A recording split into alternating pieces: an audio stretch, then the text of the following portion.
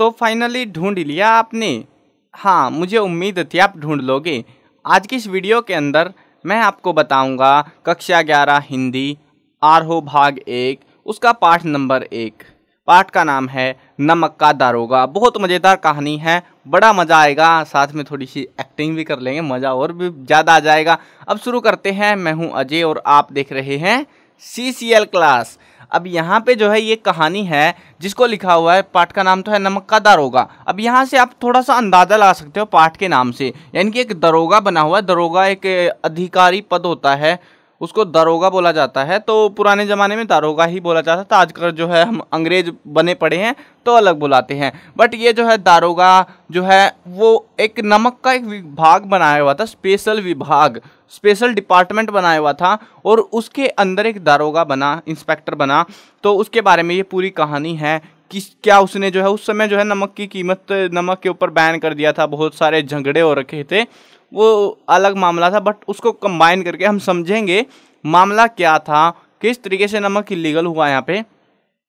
और अब इस नमक के दारोगा में जो कैरेक्टर्स देखने को मिलेंगे, उन्होंने क्या करा, क्या उन्होंने घूस खाई या फिर उन्होंने बिना घूस के सच्चाई का साथ दिया। चलो देखते हैं। अभी इस कहानी को लिखा हुआ है प्रेमचंद ने। जन्म हुआ था 1880 और मृत्यु हुई थी 1936 में। अब ये जो है 9th क्लास में भी आया था इसका जीवन परिचय प्रेमचंद का। सेम जीवन परिचय अभी भी आ रहा है, सेम ही रहता है जीवन परिचय। मैं अपनी कहानी बता रहा हूँ, मैं क्लास 1 में जाके बताऊँ या क्लास 10 में बताऊँ, फ़र्क थोड़ी ना पड़ता है। तो जीवन परिचय सेम ही है ये। अब यहाँ पे जो है आप बोलोगे भैया हमको तो 9th का याद ही नहीं है, हम क्या करें। देखो कुछ नहीं है याद करने को, बहुत आसान है। बाकी मैंने जो है ना बहुत शॉर्ट में जो है मैंने वेबसाइट के ऊपर लिख रखा है बहुत सारी चीज़ें।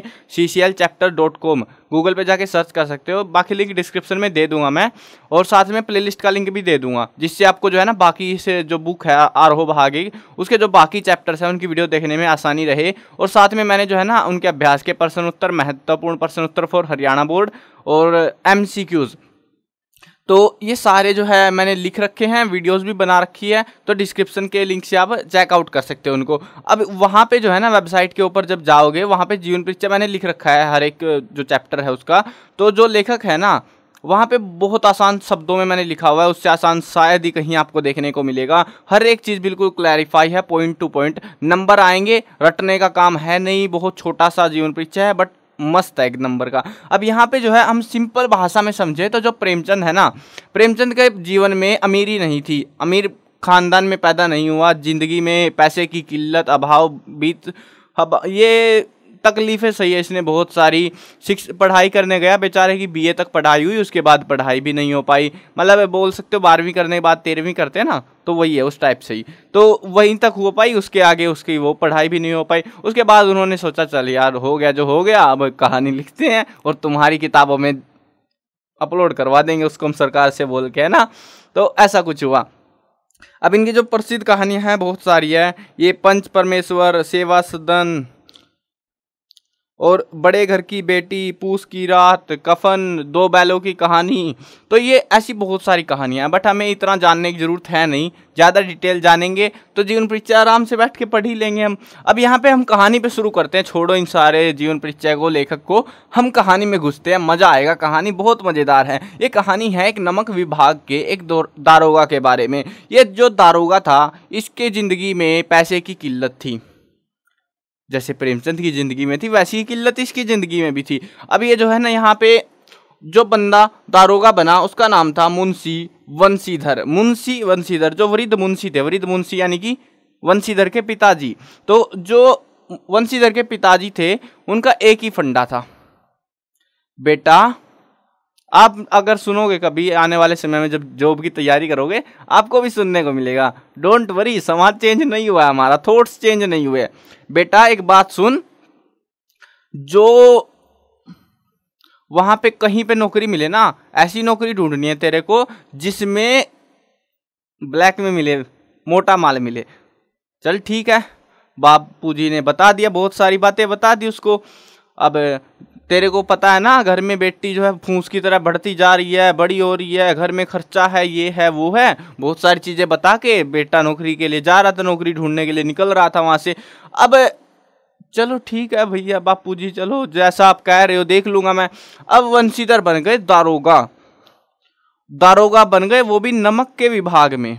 क्या बात है, किस्मत कभी किसी को खाने को दाने नहीं देती, और यहाँ पे इसकी किस्मत में नमक का दारोगा बनना लिखा था। अब आप बोलोगे भैया नमक के दारोगा में क्या था, दारोगा तो दारोगा होता है। अरे नहीं नहीं नहीं, वहाँ पे ऐसा मामला था नहीं। उस समय हुआ क्या था, जो नमक का एक कानून पास किया गया था, अंग्रेजों का राज चल रहा था। देखो इनकी मृत्यु हो गई थी बेचारे की 1936 में। अब 1936 में मरने से 1 साल पहले तो ये लिख के जाएंगे नहीं इस कहानी को, है ना। तो बीच से की बात है, उस समय अंग्रेजों ने कानून पास करा था कि जो भी व्यक्ति जो नमक बनता था समुद्र किनारे, जो फ्री में था, उसके ऊपर उनको पैसे देने पड़ेंगे। अब वो पैसों में आने लग गया, अब नमक बहुत महंगा हो गया, जिसके चलते फिर बाद में सत्याग्रह, पता नहीं कौन, हाँ, नमक यात्रा करी थी महात्मा गांधी ने, तो वो बाद में हुई थी। बट फिलहाल जो है नमक की कीमतें बहुत आसमान छू रही थी, बहुत महंगी चीज़ हो गई थी नमक। अब वही नमक के विभाग में दारोगा, वहाँ पे इलीगल काम होंगे, ऑब्वियसली बात है होंगे वो तो।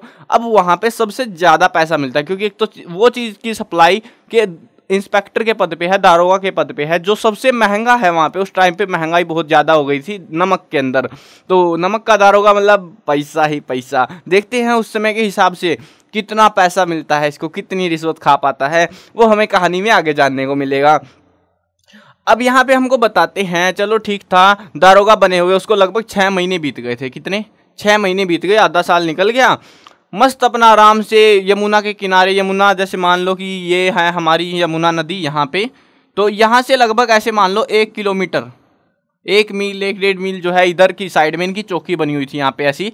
और वहाँ से जो है आना जाना जो भी कुछ होता था, व्यापार इधर से उधर, नदी तो क्रॉस करनी पड़ेगी सबको, तो वही मामला था। अब यहाँ पे आराम से लेटा रहता, काम कुछ था नहीं, कभी चोरी पकड़ी नहीं, कोई आया नहीं नमक का इलीगल काम करने के लिए। अब हुआ क्या, एक जाड़े के दिन में, मतलब दिन की बात नहीं है, रात की बात है, चोर हमेशा रात को निकलते हैं। वही हुआ यहाँ पे, एक जाड़े की रात थी। दिन क्यों लिखा, क्योंकि जाड्डों के दिन चल रहे थे उस टाइम पे, समय चल रहा था जाड्डों का, और आधी रात के टाइम पे उसको खड़खड़ की आवाज़ आई। ऐसे लग रहा था कोई पता नहीं कुछ ले जा रहा हो, गाड़ियों की आवाज़ आई कई सारी। उस समय गाड़ियाँ ये नहीं थी कि ट्रक व्रक चल रहे हैं भैया, पी पी बज रहा है, ना ना ना, बैलगाड़ियाँ चल रही थी। तो जाड़ों के दिन थे, मामला ठीक था, आराम से पसरा पड़ा था ये भी कंबल वंबल ओढ़ के कि भैया जाड़ा हो रखा है। आवाज़ आई, इसको निकल के देखा, जाके देखेगा क्योंकि दारोगा है। अब जैसे ही जाके इसने देखा, वहाँ पे खड़ी थी बहुत सारी गाड़ियाँ, मतलब बैलगाड़ियाँ तो बहुत सारी खड़ी हुई थी, उनमें बोरे भरे हुए थे, बैग्स जो होते हैं या फिर बोरियाँ बोल सकते हो आप, जो भी कुछ था, तो वो कुछ भरा हुआ था, उसमें सारी ऐसे भरी पड़ी थी शुरू से आखिर तक। रोक लिया उसको। अब वहाँ पे एक सिस्टम बना रखा था, वहाँ पे जो यमुना नदी थी उसमें कुछ नाव को इस तरीके से रखा गया और उसके ऊपर फट्टे बिछा दिया ऐसे नदी क्रॉस करने के लिए उस समय, क्योंकि वहाँ पर कोई पुल तो था नहीं। अब वहाँ पे ऐसे क्रॉस करनी थी, मतलब यहाँ पे फट्टे बिछा दिए, फोटो देखोगे ना आप, बुक में दे रखा है तो वहाँ पे आपको समझ आएगा। ऐसी नाव रखी, ये नाव है हमारी, तो इस नाव को ऐसे रखा, कई सारी नाव को, और उनके ऊपर फट्टे बिछा के ऐसे उनके ऊपर से बैलगाड़ियों को वो लेके जा रहे थे। अब उन दरोगा था, रोक लिया उसने, बोला चेकिंग कराएगी, चेकिंग होगी तुम्हारी, क्या लेके जा रहे हो इधर से, ऐसे धमकी सी डरा दिया उनको, बेचारों को, मजदूरों को। डर गए वो, सहम सी गए, गाड़ी रोक ली। अब जो है बोला क्या है इसके अंदर, कि वो बताते हैं कि पंडित अलोपीदीन का सामान जा रहा है। किसका? पंडित जी का सामान जा रहा है, पंडित अलोपीदीन का। अब ये पंडित अलोपीदीन क्या बला है, कौन है ये व्यक्ति जिसका इतना सारा सामान जा रहा है?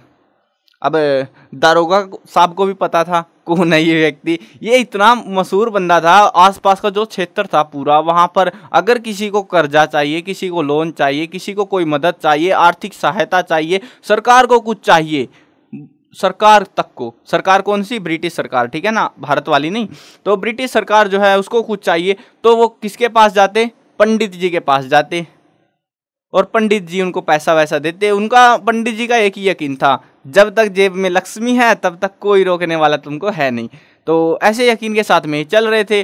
अब हर बार काम करती थी, मतलब एक्यूरेसी 100% थी इसकी बंदे की, कि भैया सामान रुक गया, ये ले, कितना चाहिए ब्लैक में तेरे को, 1000, 500, 200, मतलब बात बन जाती थी। ज़्यादातर तो उस समय पैसे की जो रुपए थे, रुपए की कीमत बहुत ज़्यादा थी, रुपया ही बहुत ज़्यादा था, क्योंकि 1 रुपये में बहुत सामान आ जाता था। अब किसी को मान लो उनकी तनख्वाह कितनी होती थी, एक्सपेक्ट करूँगा जहाँ तक मैं, तो यही कोई 100-150 रुपये 200 रुपये होती होगी कहीं पे, या फिर बड़ा अफसर लग गया तो 1000 तक भी मिल सकती थी। बट जो भी था वो इतनी अच्छी हालत नहीं थी। तो अब ये इतने पैसे को देख के अगर उसको उतनी ही जितनी तनख्वाह 1 महीने में आएगी 1 दिन में मिले तो हाँ खा लेगा वो पैसे को। अब यहाँ पे क्या हुआ, यहाँ पे भी वही काम हो रहा था, नमक। अब उसने जो है चेकिंग करवाई दरोगा ने, उसमें निकल गया नमक। गाड़ियाँ थी पंडित अलोपीदीन की, अलोपीदीन को जान गए ना कौन है ये बंदा।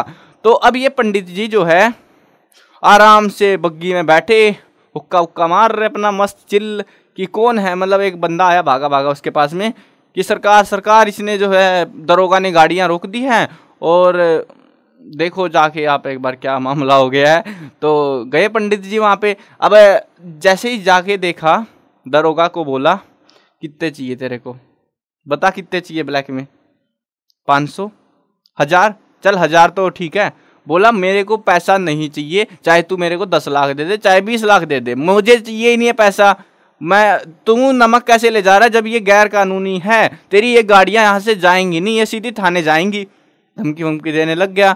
अब अलोपीदीन का वही पुराना, अब डरने की बात थी नहीं पंडित जी को, क्योंकि उसको पता था पैसा है तो सब कुछ है, पैसे के बल पे खरीद लेगा इस दरोगा को। हुआ भी कुछ वैसा ही, दरोगा भड़क गया। वैसा नहीं हुआ जैसा आप सोच रहे हो। दरोगा भड़क गया और अब ये जो पंडित अलोपीदीन ने, इसने अपनी बोली बढ़ानी शुरू करी। बोली लग गई उसकी, दारोगा की बोली। दारोगा को खरीदने की कोशिश थी, दारोगा की बोली लगनी शुरू हो गई। अब उसके पिताजी की बात याद करो आप, बापूजी की। उसके बापूजी ने, वृद्ध मुंशी जी ने क्या कहा था उसको, बेटा ऐसी नौकरी करियो जिसमें तुझे नौकरी की तनख्वाह से काम नहीं चलता, उससे जो है पूर्ति नहीं होती पूरी। ऐसा हो कि जब बाहर से आए, थोड़ा थोड़ा नहीं आए, मोटा मोटा आए, तब जाके जो है लगता है वो कि हाँ कुछ कर रहा है बंदा, नहीं तो कुछ नहीं लगता। अब उस समय होगी इसकी तनख्वाह, कोई दरोगा था भैया, बड़े पद पे था, नमक के विभाग में वैसे था, तो होगी कोई 2000-3000 के अराउंड की तनख्वाह। चलो जो भी है, इन्होंने बताया नहीं है बाकी चैप्टर में, ठीक है, हम अंदाजा मार रहे हैं जो भी होगा। ये अलोपीदीन देता है इसको 1000 रुपये, बोलता है 1000 रुपये देख और गाड़ियाँ जान दे इधर से। अब चेकिंग हो चुकी थी, नमक था भैया, इतनी सारी गाड़ियों में नमक ऊपर से इलीगल। दारोगा सोचा, मतलब निकाल सकता था दारोगा, कोई बड़ी बात नहीं थी कि जा भैया लेकिन निकल ले तू, क्या फ़र्क पड़ता था उसको। लेकिन ना, ऐसे नहीं जाने देंगे, हम सच्चाई के पुतले बनेंगे आज। इसने करा, अलोपीदीन ने बोली बढ़ाई 1000 से 2000। मैं नहीं बिक रहा, चाहे तू 40 लाख दे दे मेरे को। 2000 से 4000, 5000, 8, 10, 12, यार बिकता ही नहीं दिख रहा। अब फिर बोला चल 15,000, 15,000 में चल जान दे अब गाड़ी। ना, गाड़ी नहीं जाएंगी, चाहे तू मेरे को 1 लाख दे दे, चाहे 10 लाख दे दे, गाड़ी नहीं जाएंगी, गाड़ी जाएंगी सीधी थाने। अब अलोपीदीन का बड़ी इज्जत थी समाज के अंदर, लोग जानते थे, बड़ा प्रसिद्ध था। बाहर से अंग्रेज लोग जो है ना, सीधे अगर वहाँ पे आते उस इलाके में, तो वो पंडित अलोपीदीन के यहाँ पे आते, गोल्फ वोल्फ जो भी खेलना ठहरना होता था तो यहीं पे आते थे। बड़ी इज्जत थी, रुतबा था समाज के अंदर। अब अलोपीदीन को क्या लग रहा था कि अगर ये गाड़ियाँ पता चला समाज को तो थू हो जाएगी कि भैया पंडित है, पंडित होते हुए भी देख क्या इलीगल काम कर रहा है, ये है वो है, तो थू होनी थी। अब उसके लिए उसने बोली बढ़ा दी, चल भैया मैं तेरे को देता हूँ 25,000 रुपये, इससे ऊपर मैं तेरे को नहीं दे पाऊंगा, 25 लास्ट है तेरा। 25,000 इतने थे कि उनको जो है कई सालों में कमाने को मिलते, इतने पैसे वो दे रहा था मुंशी जी को, मुंशी वंशीधर को, ठीक है। अब क्या होगा सोचो आप, क्या हो सकता है वहाँ पे उस कंडीशन में, क्या होगा इतने, मतलब बोली का रेट। अगर आप मान लो आपकी जॉब है, आप जॉब पे काम कर रहे हो, 10 मतलब एक्सपेक्टेड है 30,000 रुपये मिलते हैं आपको महीने के, सैलरी मिलती है, और आपको एक बंदा आता है आपके काम के अंदर और आपको बोलता है भाई साहब मैं तेरे को 10 लाख दूंगा, मेरी गाड़ी जाने दे मेरे को। उसको तो कुछ नहीं करना, सिर्फ गाड़ियाँ निकलवानी तो थी, वो भी उसके खुद नहीं निकालनी, अपने आप ले जाएंगे निकाल के, बस रोकना नहीं था उनको। तो आप क्या करते उस कंडीशन में, आप भी सोच के बताना। बाकी ये बंदा क्या करता है, ये बंदा नहीं जाने देता। पंडित जी सोचते हैं भैया मेरा तो हो गया फाइनल, चल एक काम कर 30 ले ले, नहीं मान रहा तू, तेरे को अपने पास से दे रहा हूँ मैं, इससे ज़्यादा तो मेरी बचत भी नहीं है भैया। अब अब क्या तेरे को सारा नमक यहीं पे दे दूं? तो नहीं माना। चल 40 ले ले, 40 से ऊपर एक दाना नहीं दूंगा, फिर तो चाहे तू कोर्ट में ले जा मेरे को, फिर मेरे बस का नहीं है, मैं नहीं कर पाऊंगा। 40 तक की बोली लगाई दारोगा के मन में। अभी तक एक बार भी ये मन में नहीं उठा कि भैया पैसे लो और जान दो गाड़ियों को। साइड में वो खड़े हवलदार वगैरह, हल्के हल्के बंदे जो भी थे उसके अड़ोसी पड़ोसी में खड़े वो भी। अब एक हवलदार था जिसका नाम था बदलू सिंह। क्या नाम था? बदलू सिंह। बदलू सिंह को बोलता है दारोगा, हवलदार अरेस्ट हिम, पकड़ लो इसको, हथकड़ियां डाल दो। बदलू डर गया, एक ऐसे बंदे को पकड़ने के लिए कह रहा है तो जिसका मतलब बोल सकते हो इज्जत इतनी है, और इस बदलू सिंह ने भी पता नहीं कितनी रिश्वत खाई होगी। डर गया बेचारा पंडित अलोपीदीन से कि ऐसे कैसे पकड़ूंगा यार, कुटाई होनी है, फिर बदला लेगा। वो पुरानी फिल्में देखी होंगी आपने जिसमें बदला लिया जाता है, फिर तूने मेरा इतना नुकसान कराया, आज तुझे जिंदा नहीं छोड़ूंगा, तेरे घर बार को बर्बाद करके रख दूंगा। वो वाला काम भी हो सकता था भैया, कुछ भी हो सकता है यहाँ पे। तो डर गया बदलू सिंह। तो अब बोली हो गई पूरी, पंडित जी को तो पकड़ना तो पड़ेगा। अब क्योंकि दरोगा मान नहीं रहा, पकड़ लिया गया दरोगा इसको, अलोपीदीन को। अब जैसे ही अलोपीदीन को पकड़ा, सारे समाज में फैल गई रात में, भैया अलोपीदीन देख वो वहाँ पे इतना भला मानुस बनता है, ये है वो है, तू चोरी करके ले जा रहा, इलीगल काम करता है, पता नहीं कहाँ से पैसा मारता होगा। फिर तो भैया पता है कि शायद वो इतना लोगों को कर्जा देता है, ब्लैक में कमाता होगा, ये वो पता नहीं। बहुत थू थू होने लग गई समाज के अंदर। मामला गया कोर्ट में, जब कोई जाना ही था, अब घर पे थोड़ी ना रखेगा दरोगा इसको। कोर्ट में गया, कोर्ट वाले में वकील पहुंच गए, मतलब ऐसे पूरी टोली पहुंच गई वकीलों की। अरे सरकार सरकार सरकार, हमें माफ़ करना, हमें पता नहीं था, हम अभी करवाते हैं आपकी बेल वेल जो भी करवाना है अभी करवाते हैं। पूरा मामला चलता रहा ऐसे ही। सारे वकीलों में हड़कंप मच गया, पूरा बवाल मच गया, ये हो क्या गया, ये कैसे आ गया भैया यहाँ पे। तो इतना खतरनाक मामला था। अब वहाँ पे पहुँच गया। अब जो है छोटी सी एक मतलब लाइनें किताब से बता देता हूँ, वो काम किया थोड़ी सी, मतलब वो मज़ा अलग ही है यार उनको पढ़ने का, तो वो बता देता हूँ मैं आपको। 1 मिनट रुको आप।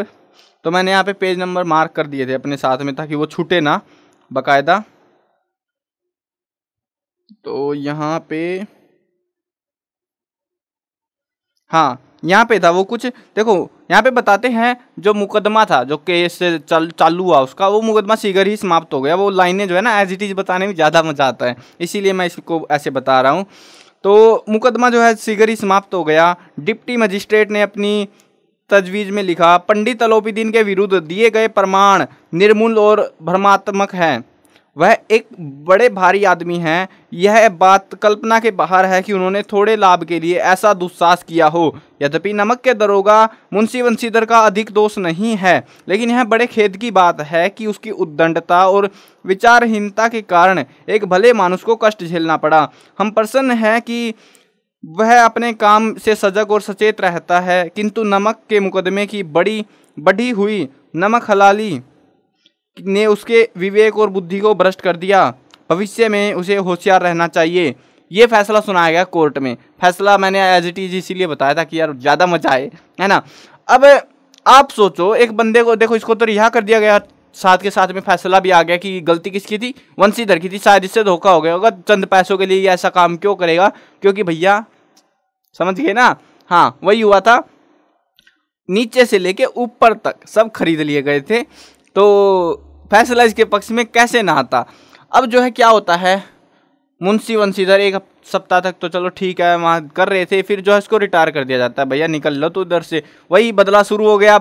अब ये जब बदला शुरू हुआ तो क्या हुआ, मुंशी बंशीधर पहुँच गए घर पे। घर पे जाने के बाद में वृद्ध मुंशी को पता चला, यानी इसके पिता को, कि ऐसा ऐसा कांड हो गया है। वो तो पता लगना ही था, ऑब्वियस सी बात है। बड़ी सुना इसको, हफ्ते तक सुनाता रहा है, तेरी वजह से इतने पैसे दे रहा था वो, तेरा मतलब नाश कर दिया तूने, तो ऐसा कपूत बालक जना है ये वो, पता नहीं इतनी सुना दी खरी खोटी उसको, कहीं का नहीं छोड़ा। अब वो नाश करके छोड़ेगा, देखना तेरा, तू बर्बाद कर देगा तेरे को वो। अब होता क्या है, ऐसे ये मतलब चल रही थी, गालियाँ वालियाँ खाने को मिल रही थी मुंशी जी को, मुंशी बंशीधर को।